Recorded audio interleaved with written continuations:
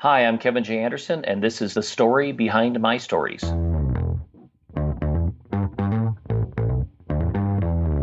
You're listening to the Author Stories Podcast, bringing you the story behind the stories and the storytellers. Margaret White, Terry Brooks, Sheena Kamal, Matthew Quick, J.T. Ellison, Walt D. Williams, Brad Thor, Corey, Dr. O, Brandon Sanderson, Robin Mom, Ernest Klein, Jim Butcher, Sherwin Harris. Visit hankgarner.com for archives of all the shows. Today's guest is Kevin J. Anderson. I'd like to thank some sponsors. Our wonderful, faithful sponsors are the ones that make this show possible, and I really appreciate them, and I hope that you, the listeners, will go visit these sponsors and not only show them that you appreciate them supporting the show, but they are the best of the best. That's why they sponsor Author Stories. Daniel Kinney is the best middle grade author I've ever known. His Project Gemini is a 10-book series involving the characters Pirate Ninja, Lovable Loser, Lunchmeat Lenny, and Olive Klein. They are distinct characters, each with their own separate stories, but all the stories exist within the same fictional universe. Start with Pirate Ninja. By day, a normal, quiet kid. By night, America's newest crime fighter. A brave superhero known to friend and foe as Pirate Ninja. Project Gemini by Daniel Kinney. Bookira Brumley is a speculative fiction writer making stuff up on a trampoline in West Texas. When she's not playing with the quirky characters in her head, she's addicted to Twitter pitch events, writing contests, and social media in general. She is one of the best writers I know, writing fantasy and sci-fi and doing some really, really cool, amazing things. There's a link to her Amazon page where you can get plugged in with any number of projects she's involved with right now. Thank you to Bookira Brumley. The Honoria series by Patricia Gilliam. When an Earth-based terrorist group targets Honoria's ambassador, two teenagers become entrapped in the conflict. Alex Varon is the son of an Earth Independence Party representative and doesn't want to follow his father's path of political manipulation and corruption. Rika Miller is the adopted daughter of an engineer and nurse who later discovers she's not human, but Honorian. Alex must decide between his family loyalties and saving the life of an alien he's been taught to fear and hate, while Rika searches for the truth of what happened to her birth parents. It's the Honoria series by Patricia Gilliam. Book 1, Out of the Gray. Go pick it up today. There's a link in the show notes. Thanks to editor extraordinaire Crystal Watanabe from Pico's House. She's one of the best editors working today. She's worked with bestsellers like Hugh Howey and Samuel Peralta and is in demand for her unique insights into genre fiction and her ability to make an author's words ring true the way the author intended. Visit Crystal at picoshouse.com for her full range of services. You will not be disappointed. Crystal is the best.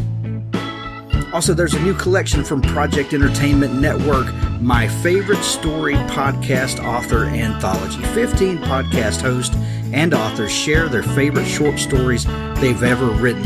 Folks like Christopher Gold and Brian King, James A. Moore, Jay Wilburn, Chuck Buda, Jonathan Mayberry, Armand Rosamilia, Jamie Ingle, some of the biggest authors all in one epic release. It includes a brief Why Is This My Favorite Story section from each author. It's the Project Entertainment Network presents My Favorite Story Podcast Author Anthology. Also, the new series by Craig Martell and Scott Moon, Assignment Dark Landing, the Dark Landing series. Book 1, Assignment Dark Landing, is out. Book 2, Ike Shot the Sheriff, is also out now. This is a fun series. If you love sci-fi, if you love genre bending and genre mixing, this is like Firefly meets Tombstone. This series is incredible. By Craig Martell and Scott Moon, the Dark Landing series. A frontier world, one sheriff, all the action one spaceport can't hold. Dark Landing is the wild, wild west of known space. Go check out Book 1 and Book 2 now. Assignment Dark Landing and Ike Shot the Sheriff. As always, at the end of the show, we're going to have an audiobook clip from Richard Gleaves, the Jason Crane series. Thank you for listening. Well, thanks for joining me again for the Author Stories podcast, where I bring you the story behind the stories and the storytellers. Last week, I had the great pleasure of hosting a roundtable, and Kevin J. Anderson joined us on that roundtable, and we had such a great time.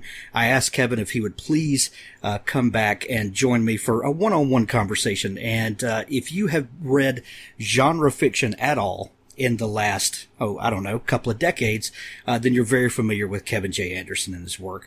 He's one of those people that needs very little introduction. But welcome to the show, Kevin. Well, thank you very much. Like I said, $10 is $10, so we'll do whatever we need to do. That's right. Writers got to make a living somehow. So That's right. Kevin, I begin each show that's not a roundtable with the same question, and that question is, what is your first memory of wanting to be a writer or a storyteller? And I've actually talked about this a lot because I give a talk at many like comic conventions and science fiction conventions called Building My First Lightsaber, about how I grew up wanting to be a writer and how I pursued that. And really and truly, it was 5 years old that I decided that I wanted to tell science fiction stories. My parents, for some odd reason, let their 5-year-old highly imaginative son watch the movie The War of the Worlds late at night.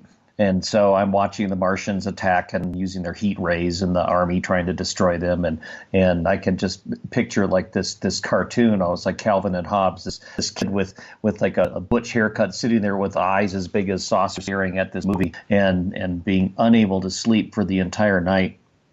And then the next morning, I just couldn't get this out of my head. So I took the scratch pad next to the telephone, and I just drew pictures of scenes I remember from the movie, and I laid them out kind of like a graphic novel. And I would tell people out loud the story of the War of the World and how the Martians invaded and how we survived because the common cold germ killed all the Martians. And I told them I wrote the pictures down because I didn't know how to write. I was 5 years old. I couldn't read, but I wanted to tell the stories. I couldn't get out of my head. And it was from that point on that was all I ever wanted to do, was tell stories. And, the way things go is like real life gets in the way and you have to pay bills and you have to get a job.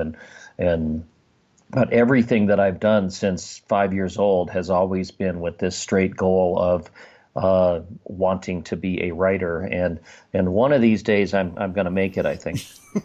I think you're well on your way. Hurdles, come and go, but I think you're on your way. At what point, Kevin, did you attempt to write your first novel that got published? Well, the first novel I wrote didn't get published. That was much later. That was much later than my 5-year-old. I think I was 8.5 years old before I wrote my first novel. But I wrote, let's see, when I was in like a freshman in high school is the first time that I read The Hobbit and then The Lord of the Rings. And then I started getting to science fiction, and this was in, like the mid 1970s. And that was the Sword of Shannara had just came out. And then there was a big boom in fantasy trilogies and things. So everybody was writing their fantasy trilogy, and so did I. When I was, in sophomore in high school, I did my typical fantasy trilogy with the magic sword and it was one of those, you cross from west to east on the map, and it's insert adventure here as they meet the swamp monster and the dragon and the cave and everything else, and they get to the end and kill the big evil bad guy. And that one, of course, wasn't that great, but I wrote it and rewrote it and rewrote it. And finally, years later, I think I was 25 when I sold my first novel called Resurrection Inc., which is sort of a gothic horror murder mystery thing that was inspired by a Rush album. We'll talk about my connection to Rush at some point in here. The rock band Rush, not Rush Limbaugh, please. And after I sold the first novel, Resurrection Inc., the publisher immediately said, well, what else do you have? And I said, I've got this great epic fantasy trilogy. And they bought that right away. So I eventually did get the fantasy trilogy published, the one that I wrote as a freshman in high school. It was a little bit better by the time it got published. But and that was called Game Earth. It was like a Dungeons and Dragons connected fantasy with I was playing D&D every week at the time with a bunch of friends in college. and it was basically the novel version of our D&D game. But in the book Game Earth, it really is. It's the characters inside the game who are trying to keep their world together when the players outside decide to stop playing, and then the world starts falling apart. So it's kind of a cool inside-outside meta reality thing with dragons and ogres and magic and stuff.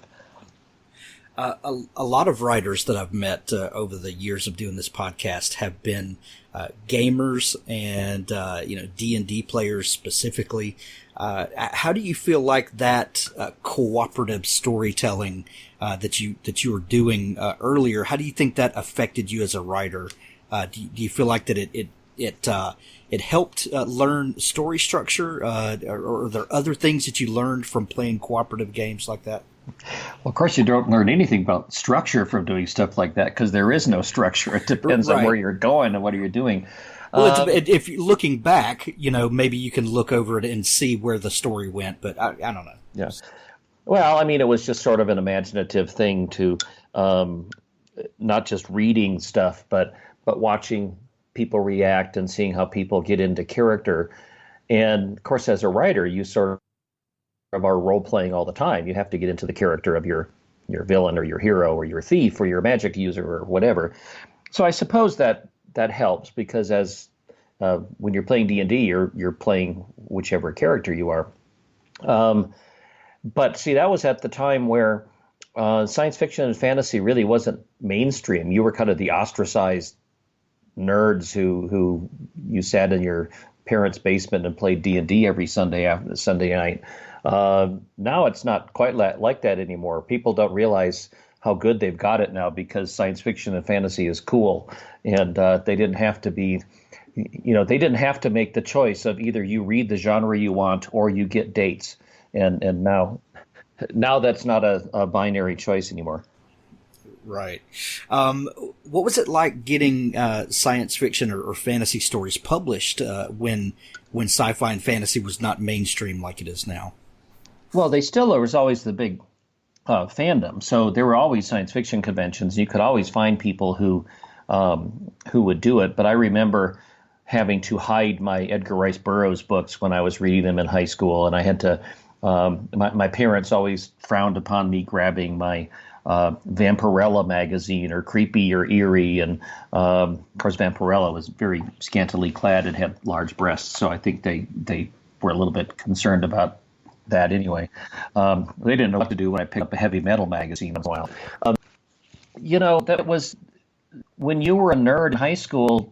You were the math club, or you read science fiction, and you were part of the jocks, or you weren't part of the freaks or the smokers, and you just kind of had to put up with it. And now, because I do all kinds of, in 2 weeks I'm doing the Planet Comic Con in Kansas City, and then I'll be doing a Tampa Comic Con, and I'm doing Dragon Con, and I'm doing Emerald City Comic Con in Seattle, and you see all the cosplayers and all the and I'm just looking around to in sheer delight to see really and truly it looks like about 50 feet.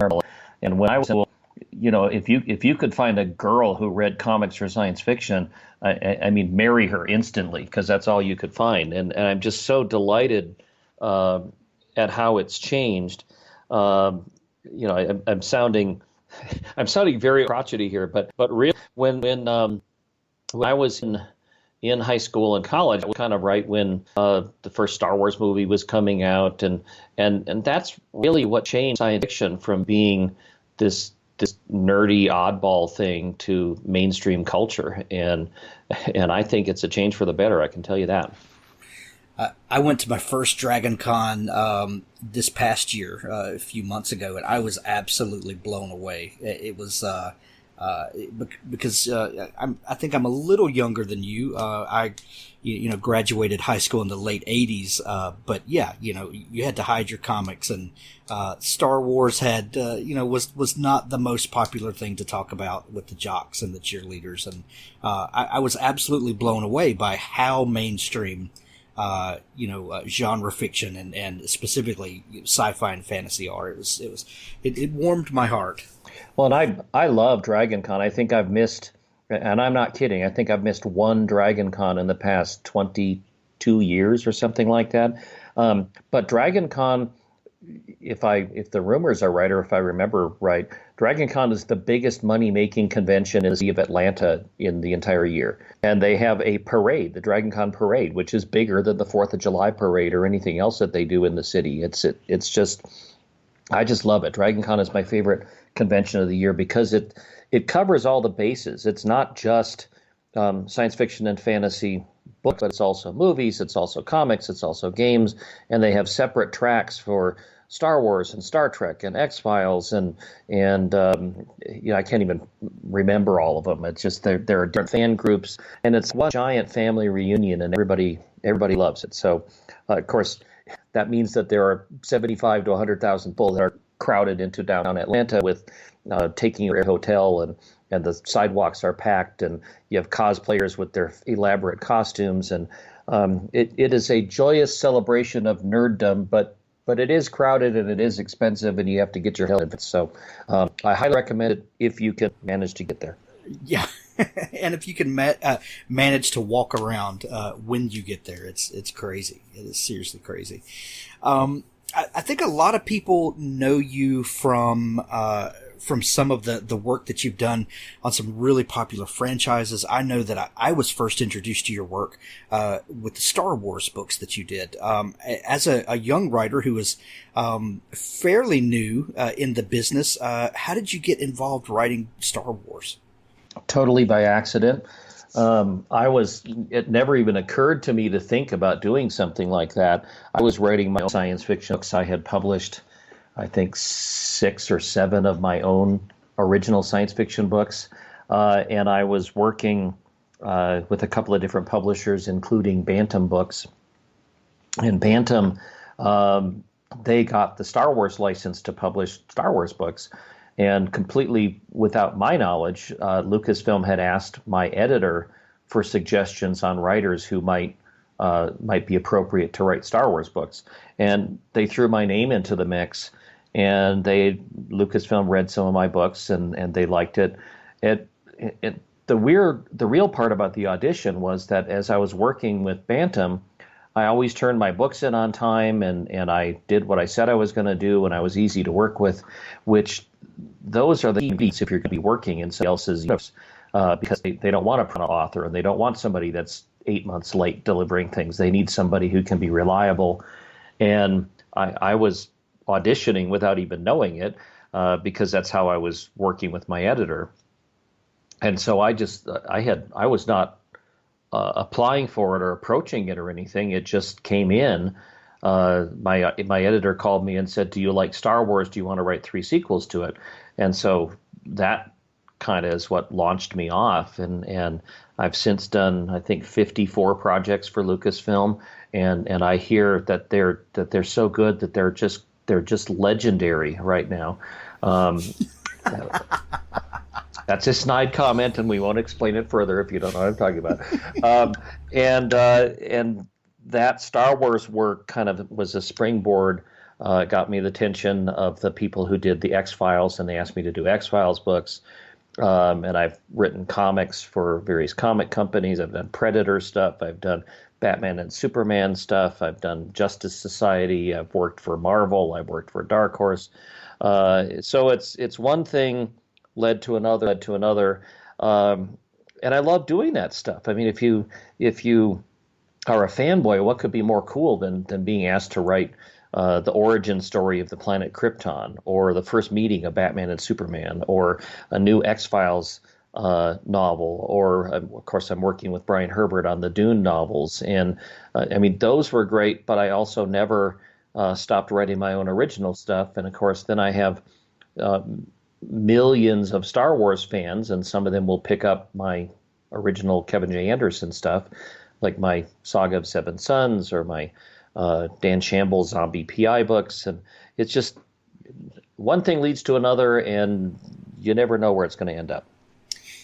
Yeah. When you're working on Star Wars, and this was after the first trilogy, which is chronologically the second trilogy, but after that, and there were no signs of that prequel trilogy yet, and you're kind of given the reins to the universe.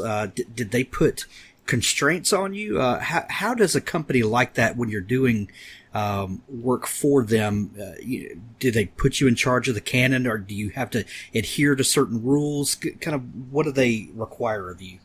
Well, obviously you have to adhere to certain rules. I mean, if you're going to write a Star Wars book, it has to be a Star Wars book. I mean, you can't make Luke Skywalker into a gay serial killer or something like that. He still has to be Luke Skywalker, and the characters have to be right. But when Timothy Zahn was the very first author to do a trilogy, I was the second one. Now there have been many, many dozens of other authors in there. But when we started, it was kind of unexplored territory, and at the time, there were no plans for prequels, no plans for any other movies. So our books were kind of it. There was West End Games had a role-playing game for Star Wars that they also had some background things, and Dark Horse had done some Star Wars comics. But it really wasn't an active franchise. It was, like now, if somebody wanted to relaunch a Voyage to the Bottom of the Sea books or something like that. So we had a fair amount of freedom just because they didn't have any real plans for it. But Tim and I were on the phone a lot trying to, make sure our stuff connected. And I worked a lot with Tom Veitch, who wrote the Tales of the Jedi and the Dark Empire comics for Star Wars. And then there were other authors that came in, and we worked together. And it wasn't until those books became so popular that there started to be mutterings over, well, maybe George Lucas would go back and do episode 1, 2, and 3 after all. So all of our stuff was blissfully pre-Jar Jar. And when we wrote our books, Han shot first. And all the stuff that kind of the pure Star Wars things. Now, of course, it's much more complicated. And when I was still writing stuff like my Young Jedi Knights series that I wrote with my wife Rebecca, we were still writing those when they started developing the prequels. At which point things got a lot more constrained because don't say anything about Luke's childhood. Don't say anything about Leia's childhood. Don't say anything about Alderaan. Don't say anything about the early stuff because nobody knew what George was going to write about, and we didn't want to put any constraints on him. So, but by then my run was mostly over. I had moved on to doing a lot of other things, and so it didn't affect me quite so much. And now, of course, they've taken all of the other expanded universe books and shifted them into a completely different alternate universe, and now they have their own timeline with Force Awakens and The Last Jedi. So and Disney has it, and they've got entirely different lawyers and approval people than the Lucasfilm crew had when I was working with them. Well, that was going to be my last question I had for you about Star Wars, was that for a lot of Star Wars fans like me, your books were the continuing canon. We weren't going to get any more Star Wars movies, so we continued to live vicariously through you and your books to keep living in that world. And then when Disney bought it and all of that goes away, or at least shifts over, what does that make you? As the writer, what does that make you feel like? Well, I was really surprised by the huge and vehement reaction from the fans. In fact, I was a little bit touched. Pretty strong. I just went, "Wow, you guys are really emotional about this." But remember, I've worked a lot in comics, and I've seen. I can't even tell you how many reboots of Batman or Superman or Spider-Man or whatever that we've seen. And even in films, what are we on, the third Spider-Man? At least the third Spider-Man now. In this era. In this era, how many times has Batman been just like back to square one and we start all over again? And people accept that. But somehow for Star Wars, they were much more upset. And see, the thing is, what they could have done is they could have said, well, none of these books are canon anymore. We're letting them all go out of print and nobody can read them. And you have to look at our movies and the new version of books, and that's it. And I'm rather happy that they just said, put them into a separate universe called Legends. And if you guys like those, you can keep reading them. They're all still in print and go that direction. But then they're doing their own books. Now, frankly, since they're still around and still for sale, I can still have people read my books. So I'm happy about that. But the other thing is by putting them into the Legends universe, they're not saying none of these count anymore. They're saying they don't have to follow everything that's in them. Now, they may still take ideas from my books or from Tim's books or whatever. In fact, I think Thrawn has already appeared in the Rebels cartoon, and they've got some of the Witches of Dathomir from Courtship of Princess Leia and my Jedi Academy books. They're cherry picking things that they like. So, as a fan as well as a Star Wars writer, I get really jazzed when I watch stuff and I go, "Ooh, that came from my book." And you got to remember that these are all work for hire. Lucasfilm, or now Disney, owns everything that we did. So it's not like I can, how dare you use this thing from my book? Well, they can use whatever they want from my book. And I sit back and kind of grin because my warm and fuzzy fanboy just kind of points to it and nods and says, yep, I know where they got that idea. And, I'm sensitized, of course, because I wrote the original stuff, but there are quite a few things in The Force Awakens and The Last Jedi that I can kind of nod and go, I think I know where that one came from. And that makes me feel good. So I'm happy about that. And that's really the only healthy attitude you can have when it comes to that. It's work for hire. I did a good job. I'm glad people like it, and the world goes on. Well, and it got me a lot of fans for my original work, and just the effect that I had on fans with the original Star Wars books. I mean, I still have people come up to me at conventions that, I had one introducing his son that he named after a character from the Jedi Academy books. And I have people that sort of break down in tears because they were bullied in high school and they would go home and seek shelter by reading my Young Jedi Knights books. And just to know, as a writer, you want to have an audience. And as a writer, you want to know that your books mattered to somebody. And the Star Wars books really mattered to a lot of people. And I'm very proud of that. I still get letters and I still meet people, and it's really, really touching, some of the truly passionate letters that I get about how the books that I wrote, if you talk to sort of a snooty academic professor, they'll look down their nose and go, "Ew, you just wrote a Star Wars book." And they don't understand how much a Star Wars book means to people when you get them at the right time. I had a mother who came up to me to introduce me to her son, who was 12 or 13 years old, and she wanted to introduce me, and before she could even finish saying it, she broke down into tears because the kid was apparently severely dyslexic. He was in special ed, that he was 12 years old and couldn't read, and nobody knew what to do. But one day he made up his mind that he wanted to read my Star Wars books, and so he taught himself to read using my Star Wars books. And now he's reading like 5 books a week, and he could not be taught to read before that until my Star Wars books made that something click in his head. So, you have to feel kind of happy and proud when you see that your work did something like that. So, absolutely, yeah. Let's talk about your kind of science fiction magnum opus, Saga of Seven Sons. What is that series about? Saga of Seven Sons it's kind of like my masterpiece in science fiction. This is my love letter to the genre, in that I just threw everything into it. It's 7 novels plus a prequel in the first series, and then another trilogy plus a prequel in the second series.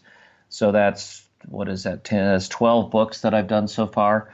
It's got alien planets and lost races and galactic empires and space battles and killer robots and amazing creatures and telepathy and it's like Dune and Star Wars and everything you can possibly think of, because I grew up with science fiction, and this whole series is everything I love about science fiction. It's sort of the whole, everything, the genre plus the kitchen sink and working on everything. It's a giant story. I like to say it's like a Game of Thrones with planets, only I finished mine. So if you want to read the entire series, it's done. The Saga of Seven Sons is 7 volumes, and you can start with the book called Hidden Empire. It's the first novel in the series, and if you like it, you can read through.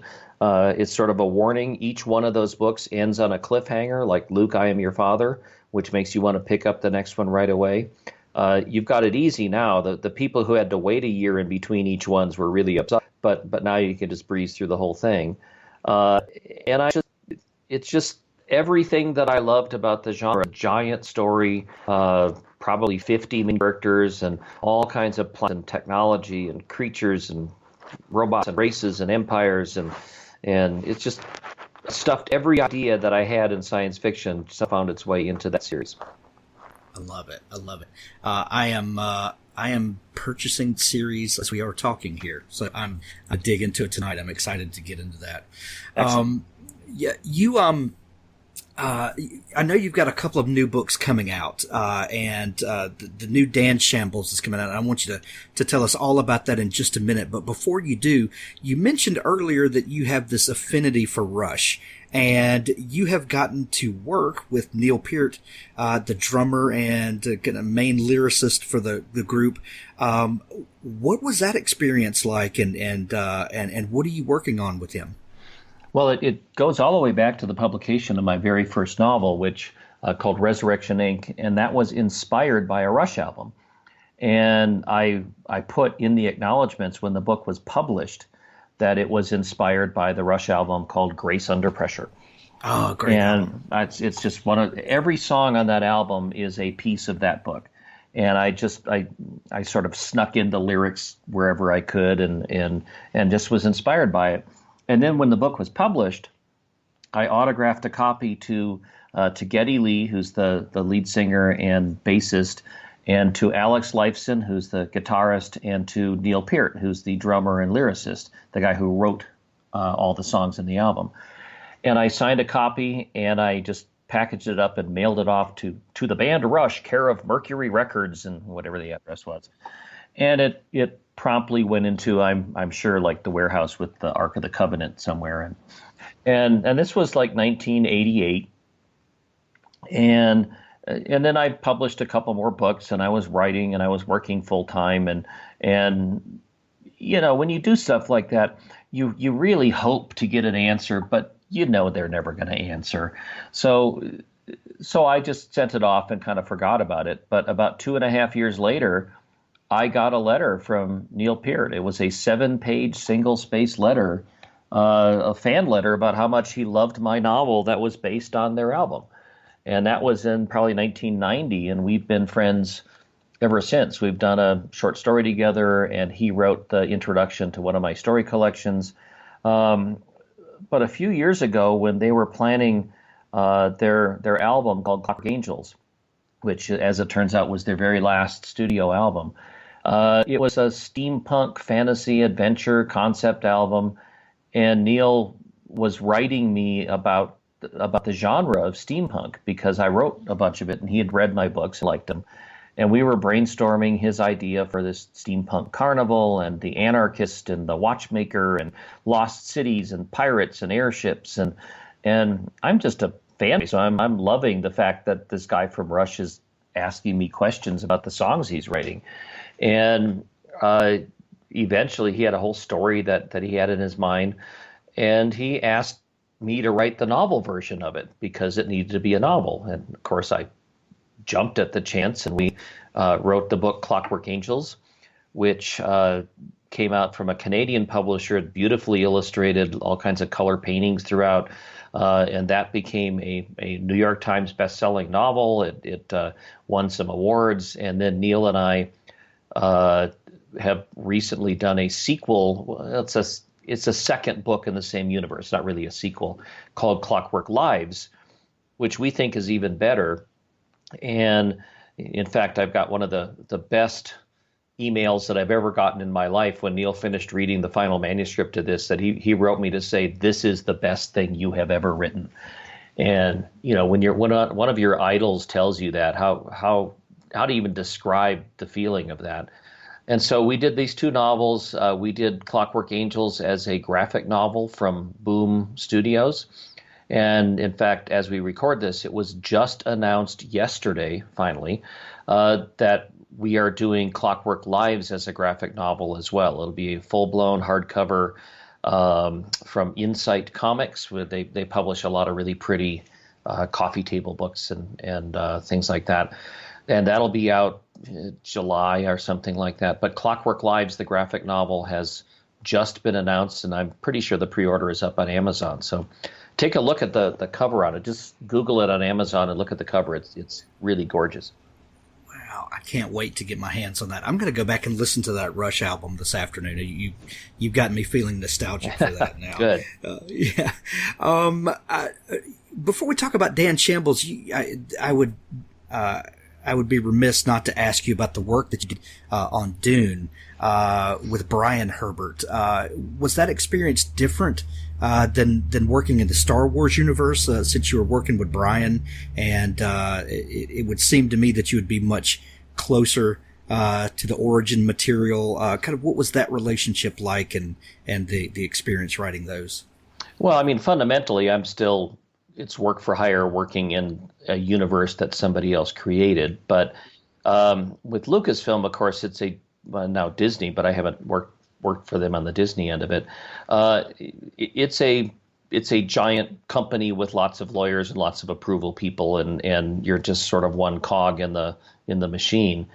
But with Brian and I, we're real partners. It's him and me coming up with the next Dune novels and reading Frank Herbert's notes and the drafts that he left behind, and writing the next either the follow-on sequels to the last book that he did, and primarily a lot of our work was prequels, setting up the history in the Dune universe. And Dune was always my favorite science fiction book of all time, and I've read it over and over and over again. And Star Wars, I was a giant Star Wars fan, so I'm not putting down working in the Star Wars universe, because that was a real fanboy thrill. But working in Dune was even a little level above that, because again, this is my favorite science fiction book of all time. Being able to finish up the story that one of my most revered authors left unfinished was just huge for me. And working with Brian, I've known him 23 years or something now. He's still one of my very best friends in the whole world. We've written, I don't know how many millions of words together. Our last novel in the series that we've got planned so far was called Navigators of Dune, and that came out in paperback just a few months ago. And then we also released a collection of all of our Dune short stories called Tales of Dune. There's just such a huge universe that there's so much to explore. And now, kind of springboarding off of that, there are very serious plans afoot by Legendary Pictures to remake Dune as a major motion picture, as one or two films, or it's more than just like 90 minutes like David Lynch had when he made his Dune movie in the 1980s. And we've got Denis Villeneuve, who's the director, signed on to it. And Denis is the guy who did the movie Arrival, and he also did the absolutely excellent Blade Runner 2049, which is now out on Blu-ray, so you guys should go see it. That movie blew me away and really made me feel that Denis is the right director for this, because he just really embraces the material and treats it with respect. So now I'm very peripherally involved in that. I'm working with Brian and some creative consulting, but at present it's out of our hands, and we're just being hopeful that the movie will go forward. But will it have Sting? That's the important question. And if it does have Sting, will he be wearing the blue cod piece? That's what we all want to know. But I think I could, Oh. and I can't speak for Legendary, but I can probably pretty much say that it's not going to have Sting in it. So Yeah, I would think not. This is definitely the time for that, though. The things that you could do in a company like Legendary definitely has the technical prowess to really do that justice. I think I'm excited about that. That'd be great. well, I just wrote the sequel books or the prequel books to it, so we're keeping our eyes open and we're keeping our fingers crossed. Excellent. So tell me about Dan Shamble. This is a series that is a lot of fun, at first blush seems a little bit of a departure from some of the other work that you've done, but it definitely has the Kevin J. Anderson spirit. Where did this character come from, and what's going on with Dan Shamble? Well, I'm known for writing these giant, complicated epics with lots of politics and philosophy and religion and world building and huge stuff, 800-page books with 20 storylines and sometimes you just a little bit. And I have, I hope, a good sense of humor, and I like doing funny stuff. I do a lot of public speaking, and I do funny things, and I'm a fan of The Walking Dead and Night of the Living Dead and all the good stuff. But I got to the point where I thought it's really time to start doing the Spaceballs version of The Walking Dead or the Naked Gun version of The Walking Dead. And just because I had a hole in my schedule, I would turn in a couple of books, and I cleared my writing decks for like a month or two.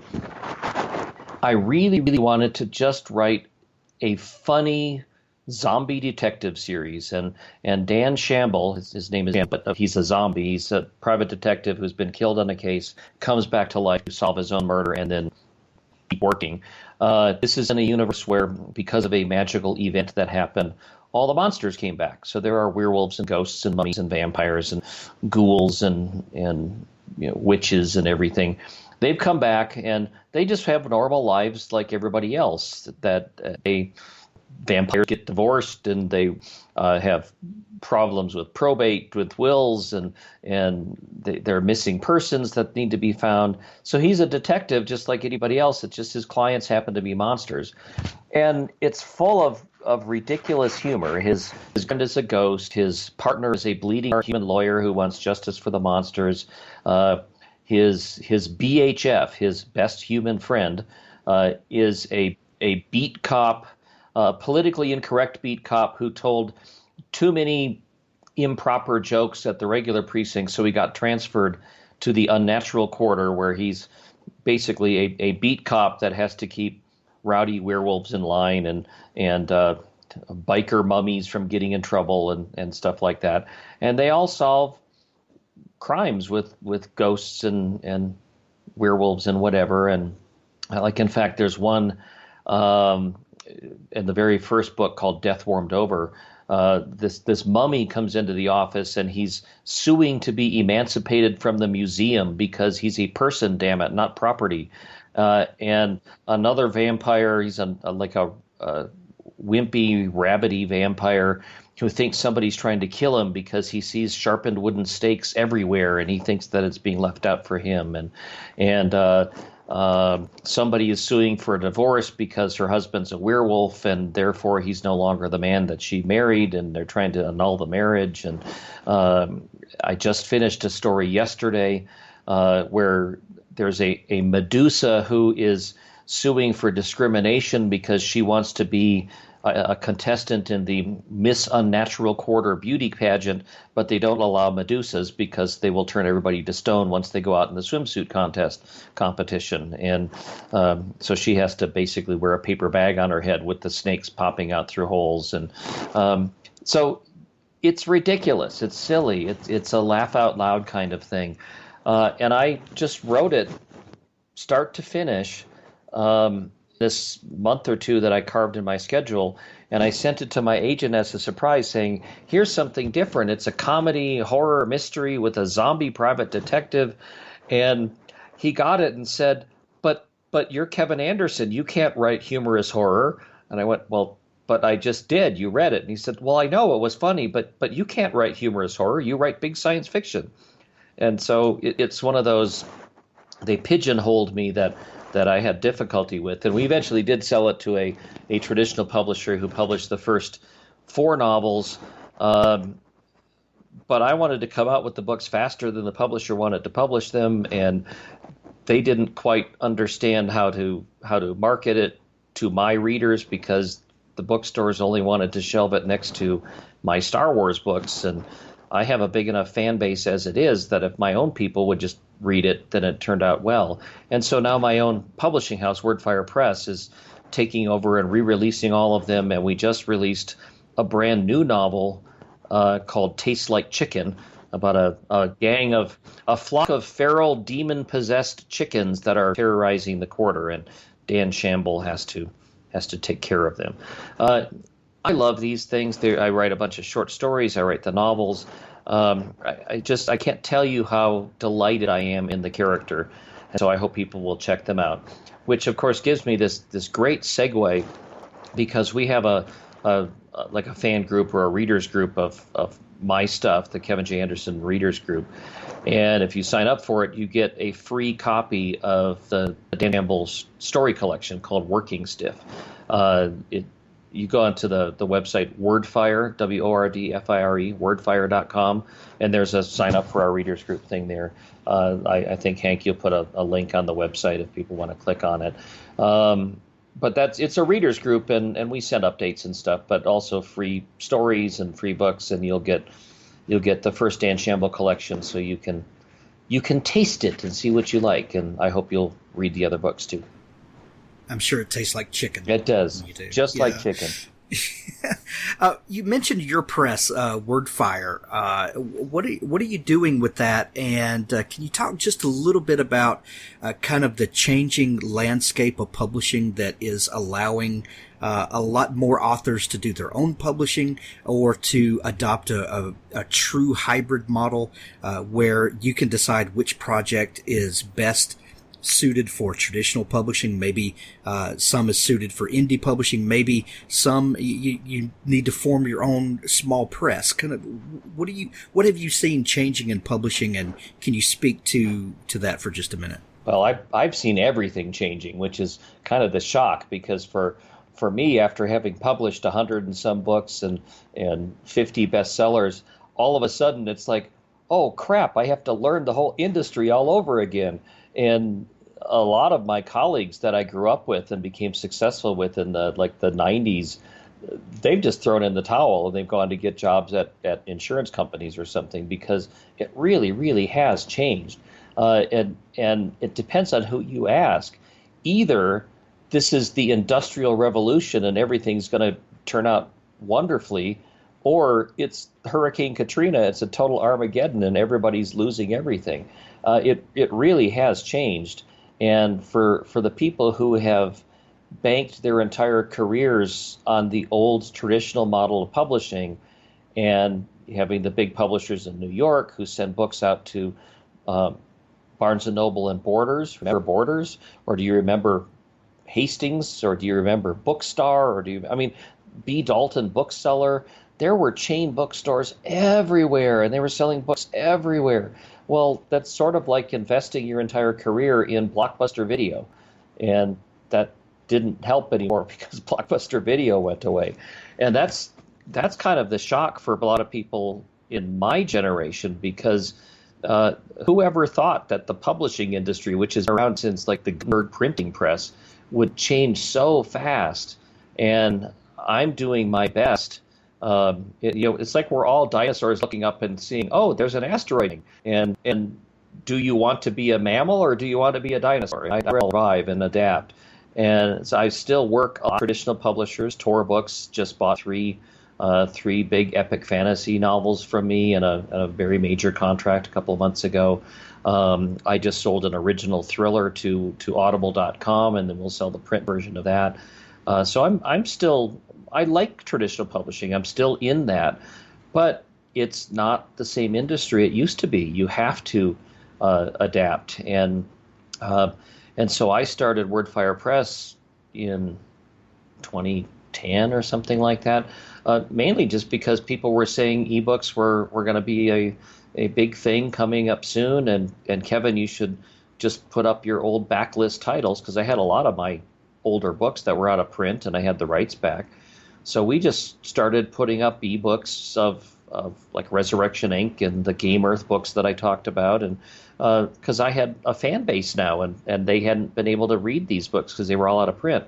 And we just put them up as really sloppy Kindle books because we didn't really know what we were doing, and kind of used clip art for cover art. But at the time it didn't matter because there were very few people doing it. And it was kind of a pleasant surprise to see, wow, in 6 months I made as much money from ebook sales as I got paid for the book in the first place. Now, I didn't get paid a lot for the book in the first place, so don't get too excited. But still, it showed that, wow, there's a market here. So then we were frantically trying to put up all of my books we could possibly find. And as we were more and more successful with it, I had a lot of my author friends, peers, my level of the career, sort of my age, who also realized that they wanted their books up as ebooks and to start earning basically free money off of books they'd already written. But they didn't want the learning curve. They didn't want to figure out how to do it themselves. And so they came to me and basically, Kevin, you guys put it up at WordFire and we'll just split the money. And we did that, and we got Frank Herbert books and Brian Herbert books and Mike Resnick books and Jody Lynn Nye books and Alan Dean Foster books and a lot of my writer friends. So I got a whole bunch of big names on our list all of a sudden, and they're selling fine. We know what we're doing. We have staff to produce the books, and we're opening up. We're bringing more books out from newer authors. It's a lot of work. I'm not going to say, gosh, it's a miracle cure and you get a bunch of free money, because probably 90% of my headaches and my work, my emails, my everything else, 90% comes from WordFire Press, from some author asking about this, or a contract that comes back, or Amazon has screwed up the listing of something, or they won't link the print in the ebook, or the royalties are screwed up because the statement got corrupted when they emailed it to us. Or it's way more work than the days when I just would write books all day long and send them into the publisher and never think about them again. So I can sit here and whine that I wish it was the old days, but that's not going to help. I'm interested in surviving. So we now have over 300 titles published from close to 100 authors. We do 3, 4, 5 books a month in print and in ebook. We've just discovered how to do special ones in hardcover. We've got a whole program producing a bunch of audiobooks with it, all of which takes time. It takes manpower. And you just have to balance, where if I'm going to pay somebody, an assistant, $500 a month just to do some paperwork, well, that paperwork better earn me more than $500 a month, otherwise I'm losing money. And same thing with producing audiobooks, which some people do great with them. Ours sell okay, but I'm not like buying Learjets with my audiobook money. In fact, I'm barely buying ramen noodle soup with most of this stuff. But the real key to what's going on right now, and I think this goes back to many of your other guests that you probably had, is it used to be that I really could just have one income stream. I would write books and get paid for it, and that was enough to live on. And now I think I've got 7 or 8 major income streams. Of course, each one is 1/8 of what I used to make from writing big Star Wars books and stuff. But it's either that or get a real job, and I think I'm pretty much unemployable as it is. I've been a writer for too long. Right. I refuse to get into those arguments, those us versus them, indie versus traditional, and all that, because that's missing the entire point. It's the writers have to be flexible, and you have to use whichever process is serving the author in the book at that particular time. So I think it's a great time for authors. Yeah, it's a lot of work, but you have the freedom to pursue that work. So and it's all over the place. I mean, I talked to some person who claims she's making $20,000 a month just from her audiobooks. Well, heck, I want to know how to do that, but I don't. And other people that flash around and like they're making six figures on this ebook or they're doing all this stuff. And then you drill down a little bit and find out that, well, sure, maybe they're making $100,000 on it, but they're spending $98,000 on promotion. Well, if that's the case, that's not really the profit margin that I want to have. So you have to be, everybody does what they feel comfortable with.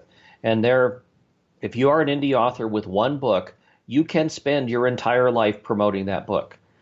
I've got 6 books a year that I'm writing from scratch, plus my backlist that I'm trying to promote, plus the WordFire Press titles that are 4 or 5 a month that I'm trying to promote. Plus I'm running writing seminars. So we got one that I don't know when you're going to put this up, Hank, but the first few days in February, I have the Superstars Writing Seminar that it's our 9th year in a row. It's about 150 attendees. We run the thing in Colorado Springs. And running a writers' conference is like putting out a million fires all over the place. And we have Jim Butcher as a guest instructor, and Brandon Sanderson, and Jonathan Mayberry, and me, and Rebecca, and David Farland, and Eric Flint, and James Artemis Owen. And we've got the editor of Harper Voyager. We've got an agent from the Donald Moss Agency. And we've got the editor of Shadow Mountain Publishing, and the head of author relationships at Kobo, which is one of the competitors to Kindle, as I'm sure most of your people know.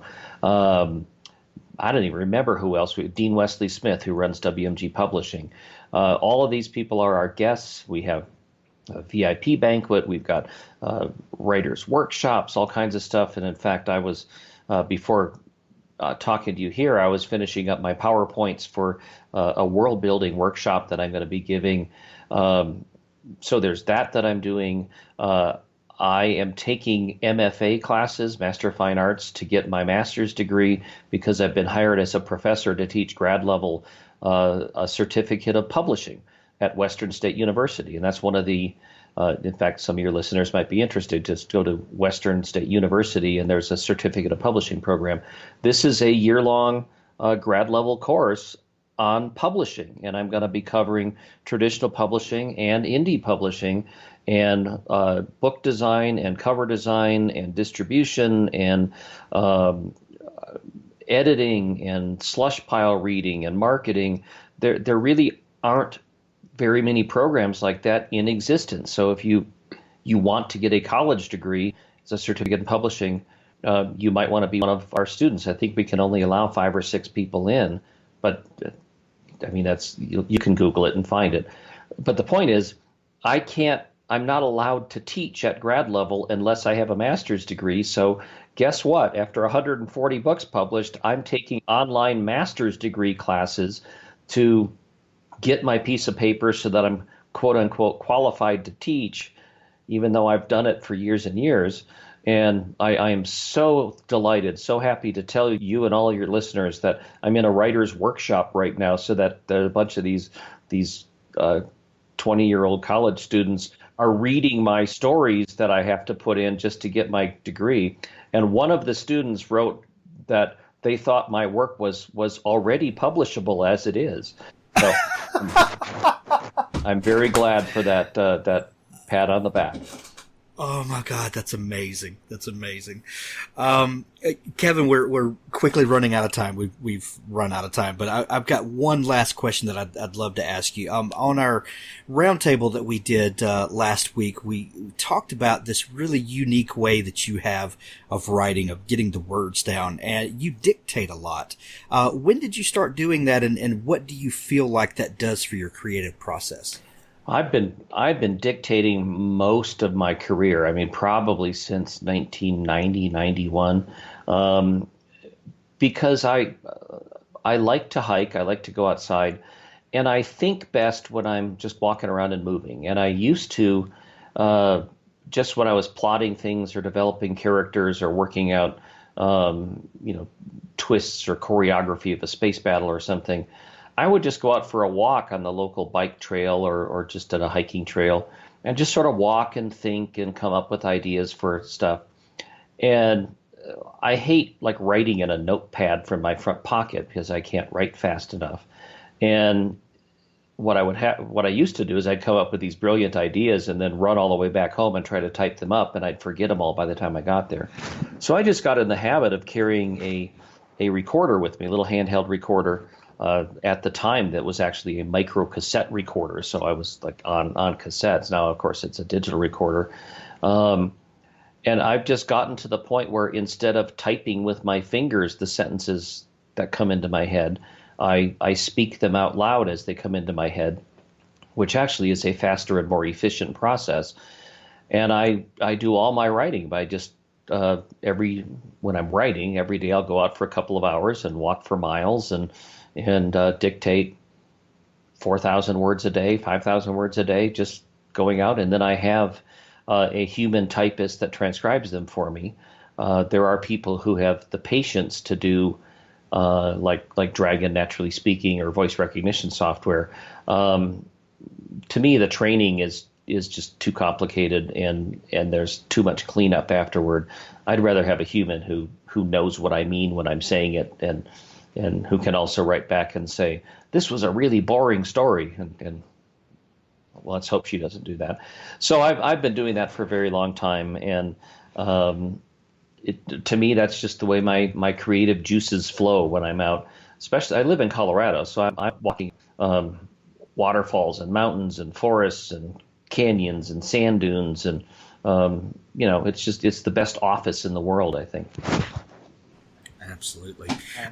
Kevin, thank you so much for taking time to come on the show today. I'm going to put a link in the show notes to the wordfire.com, to the reading group that you mentioned earlier. We're going to send everybody to go sign up for that. Also to the new Dan Shamble book and the graphic novels coming out. Where is wordfire.com the best place for people to find you and connect with you? Well, Facebook is probably the most direct way I'll get it, or I'm on Twitter as the word "the" and then my initials, so it's the KJA. Facebook, just look for the official Kevin J. Anderson page. The website has a contact form on it, but I'm on social media all day long, so you'll be probably easier to get me that way, or just check out any of my books, or I've got a lot of comic conventions I'm doing. Like my next one is Planet Comic Con in Kansas City in I think February 16th or something like that. And then the first weekend in March, I'm one of the guests up at Emerald City Comic Con in Seattle, so you can see me there. A bunch more. I'm going to be in Wales, England for a science fiction weekend convention toward the end of March. I'm going to be at Dragon Con. I'm going to be at the Writers of the Future ceremony in Hollywood this spring. You can find, really, I'm not hiding. Thank you so much for taking time to come on the show, Kevin. All right, Hank. Thanks for having me. I appreciate it. Thanks for listening to the Author Stories podcast. For more great author interviews like this one, go to hankgarner.com and dig through the archives. There's something there I know you'll love. Now stay tuned for a special audio clip from Richard Gleaves' The Jason Crane series. Jason and Joey took their food trays outside and sat high above the parking lot on the secluded stairwell that had become their lunchtime hangout, picking at their Thanksgiving specials and swapping updates. They were almost finished eating before Jason managed to screw up the courage to say what he needed to. "I want to apologize." Joey looked puzzled. "What the hell for?" "Because your coma was my fault." "Yours? The horseman beamed me. You didn't." "Hey, want to see something cool? Look what I found on my phone." Joey produced the device, hit a few buttons, and swiped his finger. An orange circle hung in a field of black, overexposed, something that had been moving fast when the flash caught it. "I was trying to get his picture, right? Like an idiot? Well, I didn't get him, But that is the pumpkin he threw at me. Jason stared at the blurry orange shape for a long time. Cool. Cool? Can you imagine if we actually got a picture of the Headless Horseman? We'd be famous by now. He pocketed the phone. Hey, do you want the rest of this turkey? It looks like bologna. Tastes like bologna, too. He speared the slice anyway. Look, this is going to sound weird, but I think I made you a target. What do you mean? I made you a target by telling you about my gift. It's some sort of magical rule. If we reveal ourselves to a normal person, whoever we tell becomes a target for ghosts. And usually, they die. And you told me anyway? No, I'd already told you. There was no way to untell you. Don't be mad. It all worked out, right? Right? Joey's expression had darkened. Give me a second here. And there's a bright side. What bright side? Now you'll have a gift too. Me? That's what your coma was. Some kind of transition. You got targeted, but you survived. You'll be a founder now, like Ichabod. You'll pass your gift to your kids like he passed his to me. Joey looked worried. What kind of gift will I get? People get gifts that complement their natural abilities. It could be anything. Anything? So, I could read minds? I guess. Turn purple and levitate? Probably not. Something that expresses the essential you. Then I'll have an actor's gift. What's an actor's gift? Jason shrugged. Super narcissism? Shut up. So you're not mad? Joey was shaking with excitement. Mad? This is the coolest thing ever! We'll be like the dynamic duo, fighting supernatural foes up and down the eastern seaboard. Jason laughed, feeling epic relief. I thought you'd be pissed. Nah. What's a little coma between friends? He took a bite out of a Nutter Butter, grinning madly. I'm going to be a superhero. But you can't tell anyone. Why not? Weren't you listening? Everyone we tell dies. You can't talk about your gift to anybody. But if they were targeted and lived, we could have our own X-Men. Yeah, or all your friends could die. Do you want to risk that? No, I guess not. But I don't do closets very well, you know? I came out at conception. Promise to keep it to yourself. Yeah. Joey shifted sideways and walked his sneakers up the brick. So, the essential me. Ooh, I know what gift I'll get. I'll get a singer's gift. What's a singer's gift? Jason shrugged.